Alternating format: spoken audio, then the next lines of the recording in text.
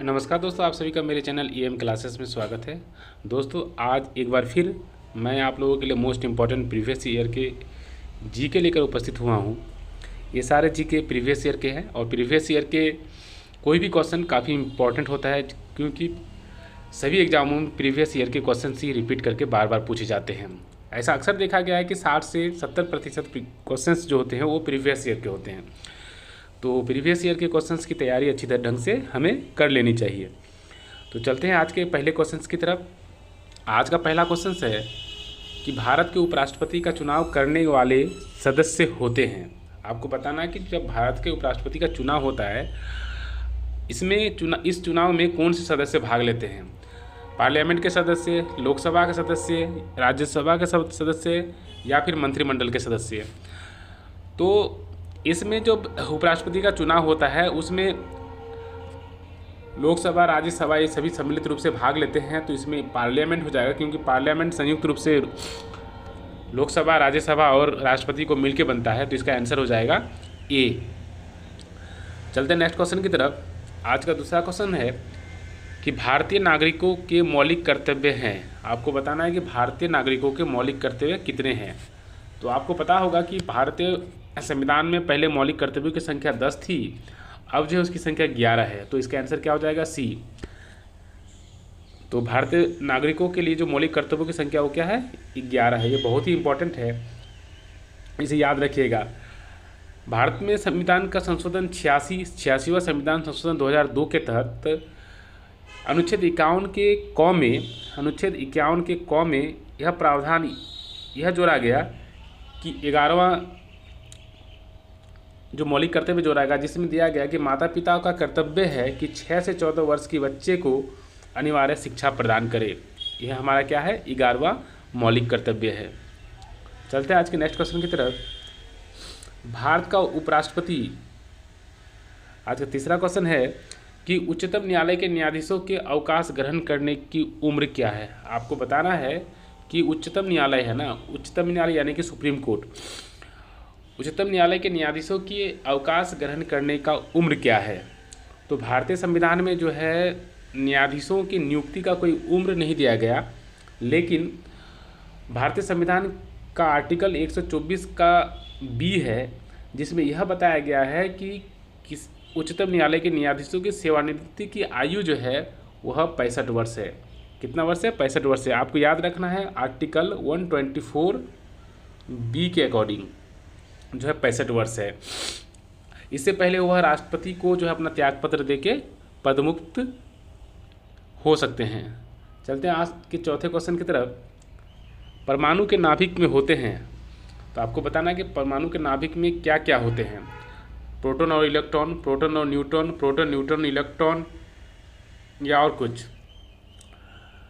तो जैसा कि आपको पता है कि परमाणु में एक नाभिक होता है और उसके चारों तरफ जो है इलेक्ट्रॉन जो है भ्रमण करता रहता है।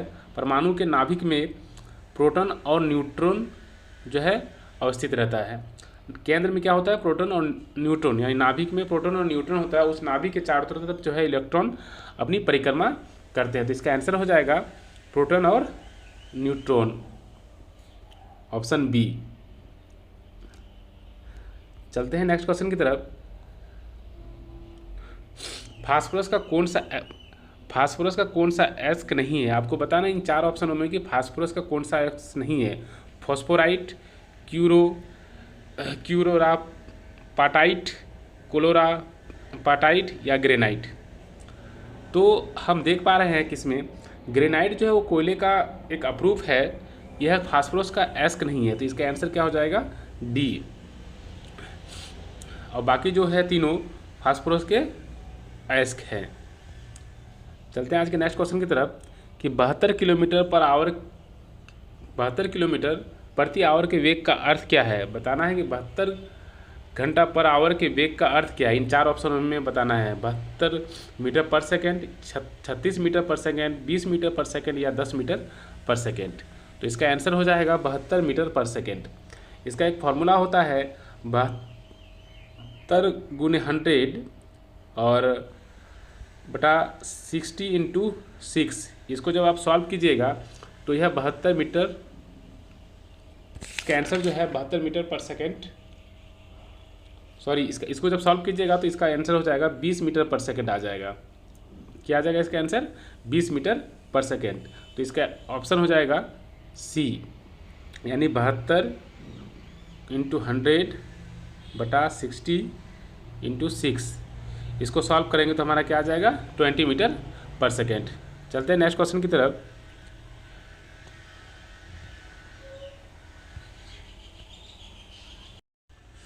आज का नेक्स्ट क्वेश्चन है कि कौन सी भौतिक मात्रा जड़त्व का मापन है।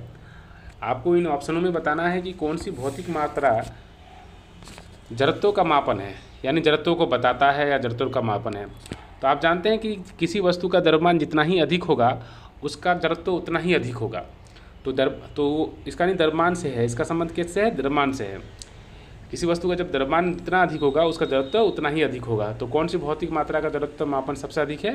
द्रव्यमान का जो है जड़त्व मापन सबसे अधिक है। इसका आंसर हो जाएगा ऑप्शन बी। चलते हैं नेक्स्ट क्वेश्चन की तरफ। गतिज ऊर्जा का समीकरण कौन सा है? आपको बताना है गतिज ऊर्जा का समीकरण कौन सा है, यानी गतिज ऊर्जा का फॉर्मूला बताना है आपको।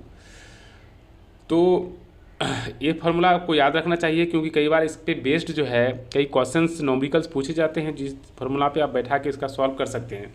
तो इसका आंसर जो है ऑप्शन ए हो जाएगा, E बराबर हाफ mv², जहाँ पे E के जो है वो गतिज ऊर्जा को बताता है और m जो है वो मास को बता रही है, द्रव्यमान को, और भी वेलोसिटी वेग को बताता है। तो इसका आंसर क्या हो जाएगा? E बराबर यहाँ पे E बराबर हाफ mv²। तो इसका आंसर हो जाएगा ऑप्शन ए।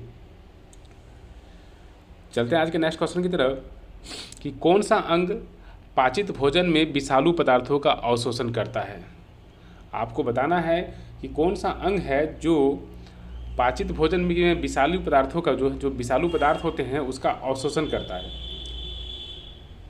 तो लीवर है जो हमारे शरीर के सारे विषाक्त पदार्थ को क्या करते हैं? अवशोषित करते हैं। जितना भी हम कुछ खाते हैं पीते हैं वो सबको, जिसके विषालु पदार्थ को अवशोषित करते हैं। चलते हैं आज के नेक्स्ट क्वेश्चन की तरफ। पुष्प में द्विनिषेचन के पश्चात गुणसूत्रों की संख्या में क्या परिवर्तन होता है? पुष्प में द्विनिषेचन के पश्चात गुणसूत्रों की संख्या डैश है। आपको इसका आंसर बताना है। पुष्प में जब द्विनिषेचन की क्रिया होती है तो इसके गुणसूत्रों की संख्या तिगुनी हो जाती है। क्या हो जाती है? इसकी गुणसूत्रों की संख्या तिगुनी हो जाती है। तो इसका आंसर हो जाएगा क्या? Option C. दोस्तों, इससे भी पहले मैंने 4 पार्ट में प्रीवियस ईयर के क्वेश्चंस अपलोड किए थे। अगर उन्हें आप लोगों ने नहीं देखा है तो कृपया प्लेलिस्ट में जाके उसे देख लें। इसका लिंक मैं कमेंट बॉक्स और डिस्क्रिप्शन में भी दे दूंगा, वहाँ पर भी जाके आप पिछला वीडियो देख सकते हैं। ये सारे क्वेश्चंस प्रीवियस ईयर के हैं जो आपको के लिए जो है आपके एग्ज़ाम के लिए काफ़ी उपयोगी साबित होगा। अगर आप अभी तक मेरे चैनल पे नए हैं तो चैनल को सब्सक्राइब करें, बेल आइकन को दबाएं, लाइक करें, ताकि सबसे पहला नोटिफिकेशन आपको मिले। तो चलते हैं आज के नेक्स्ट क्वेश्चन की तरफ। आपको बताना है कि जीवित कोशिकाओं की प्रक्रिया को नियंत्रित करती है। कौन है जो जीवित कोशिकाओं की प्रक्रिया को नियंत्रित करती है? देखिए, जीवित कोशिकाओं को नियंत्रित करने के लिए जो है केंद्रक की काफ़ी भूमिका होती है। तो इसका आंसर क्या हो जाएगा? न्यूक्लियस। इसका ऑप्शन ए हो जाएगा इसका आंसर, न्यूक्लियस। जीवित कोशिकाओं की प्रक्रिया को नियंत्रित करने में मदद कौन करती है? न्यूक्लियस। इसका ऑप्शन ए हो जाएगा। नेक्स्ट क्वेश्चन है कि किस जीव में, बताना है आपको कि किस जीव में कसाव पाया जाता है। आपको बताना है किस जीव में कसाव पाया जाता है। तो पैरामीशियम जो होता है, पैरामीशियम में जो है कसाव पाया जाता है। इसका ऑप्शन क्या हो जाएगा? Answer C, paramecium. पैरामीशियम में जो है वो कसाव पाया जाता है। चलते हैं आज के नेक्स्ट क्वेश्चन की तरफ। आज का नेक्स्ट क्वेश्चन है, दोस्तों ये देख रहे होंगे कि ये सारे 2017 के पूछे हुए क्वेश्चंस हैं, सॉल्व पेपर हैं। आज का नेक्स्ट क्वेश्चन है, रसोई गैस मुख्यतः होती है, जो हम लोग अपने घर में जो रसोई सिलेंडर का इस्तेमाल करते हैं उसमें आपको बताना है उसमें क्या होती है। एक्चुअली उसमें प्रोपेन और ब्यूटेन मिक्स होता है लेकिन ये प्रोपेन और ब्यूटेन इस ऑप्शन में नहीं है, तो इसका आंसर क्या हो जाएगा? मीथेन। ये सब जो है मीथेन के अवयव हैं। इसका आंसर क्या हो जाएगा? सी। दोस्तों आपको बताना है कि रसोई गैस जो होती है, रसोई सिलेंडर होती है जो हमारे घर में उपयोग किए जाते हैं, उसके अंदर प्रोपेन और ब्यूटेन तो होते ही हैं, लेकिन इसमें ऐसा कौन सा पदार्थ मिलाया जाता है? आप कमेंट बॉक्स में बताएंगे कि ऐसा सिलेंडर में कौन सा पदार्थ मिलाया जाता है जो रिसाव के वक्त गंध के रूप में हमें पता चलता है, जो हमें बताता है कि गैस का रिसाव हो रहा है। ऐसा कौन सा पदार्थ मिलाया जाता है उसमें? आप कमेंट बॉक्स में हमें ज़रूर लिखें, बताएं, काफ़ी इम्पोर्टेंट है।